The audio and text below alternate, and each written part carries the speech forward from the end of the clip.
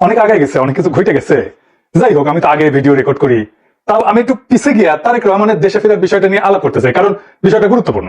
তারেক রহমান তো দেশে ফিরেছেন, বিএনপি খুশি, তার সাথে বেশি খুশি ইন্ডিয়া। আমি মেনে করছি না। ইন্ডিয়া টুডে একটা বিশাল ফিচার সার্ভিসে দেখেন কেন তারেক রহমানের দেশে ফিরা ইন্ডিয়ার জন্য খুশির খবর। তারাই লিখেছে, খালেদা জিয়ার সন in Bangladesh after 17 years. Why it's good news for India? কেন এটা ইন্ডিয়ার জন্য ভালো খবর, সুসংবাদ। ওরে বাবা, কি খুশি ইন্ডিয়া। কিন্তু তারেক রহমানের দেশে ফিরে নিয়ে কি কি বার্তা আপনি পেলেন, সেটা আমরা মোটামুটি তিনটা দিক থেকে বিচার করব। এক নাম্বার, উনি কেমনে ফিরলেন, উনার ফেরার ঘটনায় কে কি রোল প্লে করলো। দুই নাম্বার হইতেছে উনি কি বললেন, কেমনে বললেন। তিন নাম্বার হইতেছে উনার ফেরার ঘটনা নিয়ে গণমানুষের মধ্যে কি প্রতিক্রিয়া, এবং বাঙ্গো এলিট এস্টাবলিশমেন্ট এবং আওয়ামী লীগের মধ্যে কি প্রতিক্রিয়া।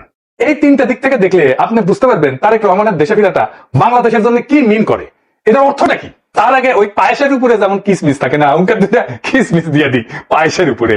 না দেখে নেই বিএনপি কইছে তারা 300 ফিটে যে বর্জ্য তৈরি করেছে তাও প্রসারণ করেছে, মার্শাল্লাহ। এই যে দেখেন, তারপরে ছবিও দিছে আগে এবং পরে, ওরে বাবা। তারপরে বিএনপির পাঁচাচাটা এদিকে পাঁচাচাটা কওয়া যাবে না, সে কি আপনি চান না আমি মুখ খারাপ করি। আচ্ছা তাইলে ধরি পাঁচাটা হয়েছে, তবে হোকাচাটা কিন্তু খারাপ না। যাই হোক, আপনি পছন্দ করলেন না, আপনার একটা কথা রাখা লাগে। তো পাঁচাটার একটা ছবি দেবেন না, তাই বলে ভালো হয়েছে, ভালো হয়েছে না। জুতার সাইজ করলে ভালো, মাশাআল্লাহ। অনেকে চেপটার পারি, জায়গা আছে অনেক সামনে ইনকা করে। তো তারেক রহমান ইনকাটা জুতা কিনে দিয়ে বিএনপি কইছে পরিষ্কার করেছে, আর 15 লোক কইতেছে আম্মা। ওই একই কথা। গণসম্বর্ধনার পর 300 ফিট সড়কের বর্জ্য অপসারণ করলো ঢাকা উত্তর বিএনপি। তো আসেন না, বিএনপি ওটা তো ছবি দেখলেন, স্টিল ছবি, একটা ভিডিও দেখেন, বিএনপি কর্মীরা পরিষ্কার করছে, ভালো লাগবে না? কোন ধাপ্পা দেয় দেখেন। আরেকটা জিনিস দেখবেন, আরেকটা কিসমিস, পায়েসের উপরে কিসমিস, পায়েসের উপরে একটা কিসমিস দেওয়ার ছবি দেখান, এটা মিষ্টি দেখে এটা মনটা ভালো হবে। আরেকটা জিনিস দেখেন, মিটিং শুরুর আগে স্টেজের সামনে বোতল সুইরা T20 কে লিখছে, দেখেছেন? কেউ থামাইতে পারতেছে না, পারলে না তাদের মারে। বড় দল হয়ে করবে কি ওরা, নিজের দলে তো কোনো শৃঙ্খলা নাই, রাষ্ট্র চালাইবে, মিটিং সামলাইতে পারে না, আবার নিজের দলের মিটিং, তার নিজের দলের কর্মী তাদের। তো যাই হোক, আলোচনায় আসি। প্রথম পয়েন্ট, তারেক রহমান ফেরার ঘটনায় কে কি রোল প্লে করলো। তারেক রহমানের মূল সিকিউরিটি দিল কে, বলেন তো কে দিল? এটাই হইতেছে কে কি রোল প্লে করলো। এটা একটা বিশাল বার্তা আছে বলে।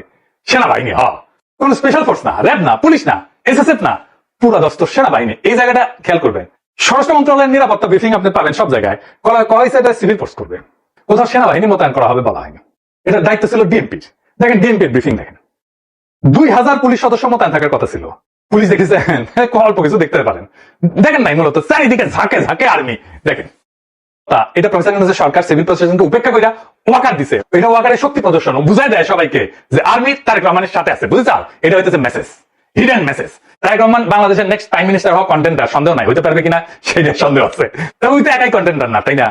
ওনার দলের কাছাকাছি সাংগঠনিক শক্তি নিয়ে প্রতিদ্বন্দ্বী রাজনৈতিক জোট দাঁড়াইতেছে, এমন একটা ভাব তৈরি করা হইতেছে তারেক রহমান না থাকলে বাংলাদেশ উচ্ছন্নে যাবে, উনি পারবেন বাংলাদেশকে পথে আনতে। যাই হোক, আমরা পরের ইস্যুতে যাই। উনি কি বললেন, কেমনে বললেন, আমরা এই ইস্যুতে ফিরে আসবো। কেন এরকম ধারণা তৈরি করা হয়েছে উনি নেক্সট প্রাইম মিনিস্টার এবং উনি দেশটাকে ঠিক করতে পারেন।